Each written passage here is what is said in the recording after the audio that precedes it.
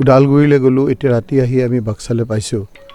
আমি অনুভৱ কৰিছোঁ যে আজি অসমত মানুহৰ কোনো মূল্য নাই। আজি একদম সস্তীয়া হৈ গৈছে মানুহৰ জীৱন। সকলোতকৈ বেছি আজি মূল্য নোহোৱা হৈ গৈছে মাতৃৰ চকুলো। আজি 3টা দিন ডিম্বেশ্বৰ মুছাহাৰীৰ পত্নী, গাঁওবাসী, ল'ৰা হাবাথুৰি খাই ওদালগুৰিলৈ গৈছে।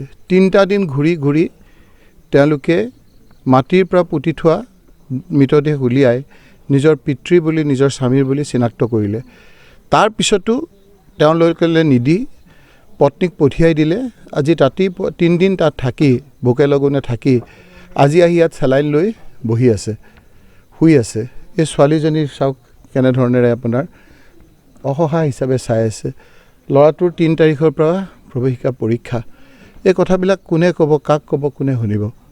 আজি মানুহৰ জীৱনৰ মূল্য নোহোৱা হৈছে অসমত, মাতৃৰ চকুলোৰ মূল্য নোহোৱা হৈছে, আৰু আজি চৰকাৰখন আকাশত উৰি ঘূৰি ফুৰিছে। আজি যি ধৰণৰ কথা বতৰা হৈছে ইয়াৰ কোনো ইনকুৱাৰীৰ প্ৰয়োজনে নাই। আমি মুখ্যমন্ত্ৰী ডাঙৰীয়াক ক'ম যে আপুনি আকাশেদিয়ে আহক, আহি অকণমান ওদালগুৰিলৈ গৈ ঘৰটোলৈ খবৰ কৰক যে কেনেকৈ, ইয়াত কোনো আপোনাৰ ইনকুৱাৰীৰ প্ৰয়োজন নাই। জল পট সাধাৰণ ৰাইজ ওলাই আহি কৈছে যে দিন দুপৰত 2জন পুলিচ আমাৰ পোছাক পিন্ধি আৰু কেইবাজনো পোছাক নিপিন্ধা পুলিচ আহি এটা ঘৰত আহিছে, দৈমাৰী ঘৰত আহিছে, আহি পেলাই কৈছে যে আপোনালোকে আঁতৰি যাওক। তেওঁলোকে ভয়ত আঁতৰি গৈছে আৰু তাৰপিছত গুলিৰ শব্দ শুনিছে, তাৰপিছত মৃতদেহ ওলাইছে। গোটেই গাঁওবাসীয়ে কৈছে ইয়াত কোনো ইনকুৱাৰীৰ প্ৰয়োজন নাই। পত্নীয়ে কৈছে এইটো মোৰ স্বামী। আৰু চৰকাৰে চাওক আজি কি হৈছে অসমত। বেলেগ এটা পৰিয়ালক চমজাই দিছে, সেই পৰিয়ালে নিজৰ ডেড বডি তাত আপোনাৰ পুতিছে, আকৌ গৈ তাত উঠাইছে। কি হৈছে আজি অসমত? কি ধৰণৰ আজি মানুহে জীয়াই আছে? সেইকাৰণে আমি আপোনালোকৰ যোগেদি আমি কৈছোঁ যে এইটো এটা শেষ হওক। আজি মুখ্যমন্ত্ৰী ডাঙৰীয়াক কৈছোঁ যে ইয়াৰ আপুনি বেলেগ কিবা হ'লেতো লগে লগে একশ্যন লয়। যদি এইটো চৰকাৰ বা আপোনাৰ কাৰোবাৰ যদি প্ৰত্যক্ষভাৱে ইয়াৰ লগত কোনো সম্বন্ধ নাই, ইয়াৰ লগত জড়িত যিসকল দোষী ব্যক্তি আছে আপোনালোকে প্ৰথমে তেওঁলোকৰ বিৰুদ্ধে একশ্যন লওক, তাৰপিছত ইনকুৱাৰী কৰক। ইনকুৱাৰীটো কৰিবলৈ আপোনালোকক আমি কৈছোঁ যে এজন চিটিং জাজ দি পেলাই আপোনালোকে ইনকুৱাৰী কৰক। আজি আমাৰ আইন, আদালত, জেইল, হাজত কোনো দেখোন বিশ্বাস নাই। খালি এনকাউণ্টাৰ, খালি মানুহ মাৰি পেলাই। আজি এই ঘৰখনক আপুনি ভাবকচোন, নিজৰ গাত পেলাই লওক। যদি কাৰোবাৰ ঘৰত তেনেকুৱা অৱস্থা হয়, আজি কি অৱস্থা হ'লহেঁতেন? গোটেই গাঁওখনৰ আজি মুখবিলাক চাওক, অসহায়, কি কৰিব, আমি আহিছোঁ, আমি কি কৰিম, বিৰোধী পক্ষত আছোঁ। গতিকে আমি আপোনালোকৰ যোগেদি কৈছোঁ যে এইটো এটা এক্সট্ৰিম হৈছেগৈ। এজনৰ ডেড বডি এজনক চমজি দিছে, এটা ঘৰ পৰিয়ালক চমজি দিছে। এইটো এক্সট্ৰিম। দিন দুপৰত, আগতেতো ৰাতি কেতিয়াবা আন্ধাৰত পলাইছে, হত্যা কৰিছে।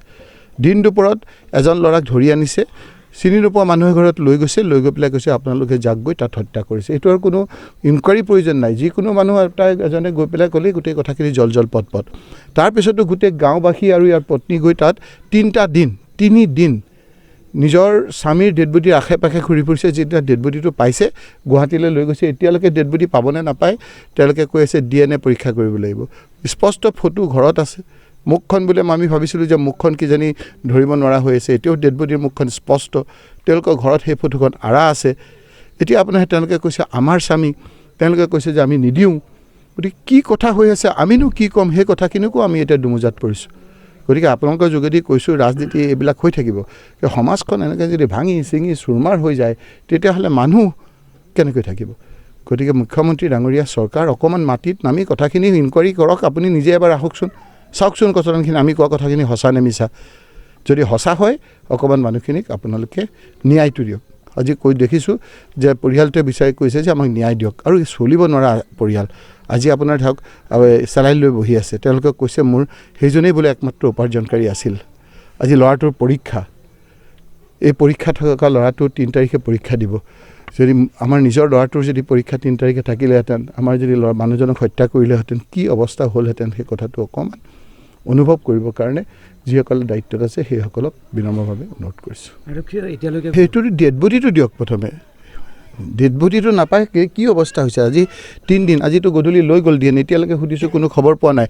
ডাঙৰ ল'ৰাটো তাতেই আছে, মাজু ল'ৰাটো ইয়াত আছে, সৰু ছোৱালীজনী ইয়াত আছে, মাকজনী বেমাৰ হৈ চেলাইন লৈ বহি আছে, গোটেই গাঁওখন ৰখি আছে। কি অৱস্থা হৈছে, আমি কি ক'ম কথাবিলাক?